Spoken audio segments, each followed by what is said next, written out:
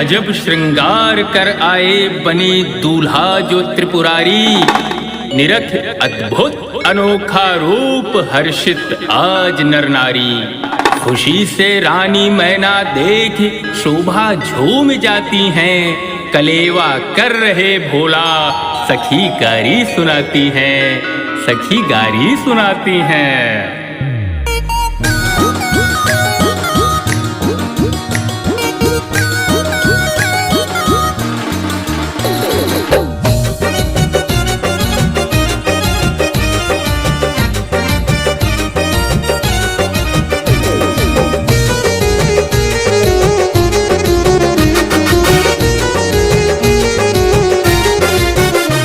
सियाए गए भोले आंगनवा मार सी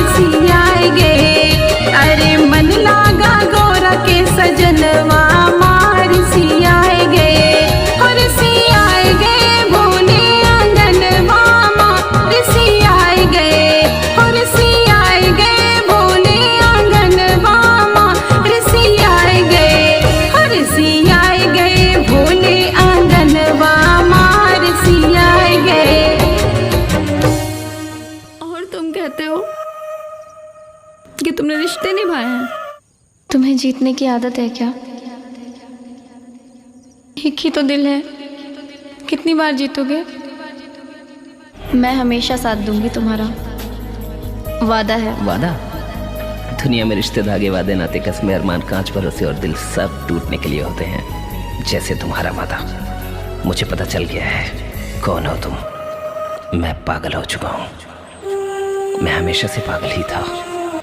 दुनिया की इन सारी फ्रस्ट्रेशंस को सोच सोच कर पागल बन गया था मैं। तुम जब जब बुलाओगे मैं ज़रूर आऊँगी। वो मेरी कृति थी, बस एक इमेजिनेशन, वो कोई और नहीं था। I love you। और तुम मेरी रचना हो, बस एक इमेजिनेशन, न वो थी। ना हाथ छोड़ूंगी ना साथ छोड़ूंगी। न तुम हो, कोई भी नहीं। अच्छा, एक बात बोलनी है तुम्हें। केवल मैं ही मैं हूँ। I love you। I love you। मजाक बना कर रख दिया तुम लोगों ने प्यार कर। I love you। कोई भी नहीं है, याद रखना। सब कुछ वंडर है।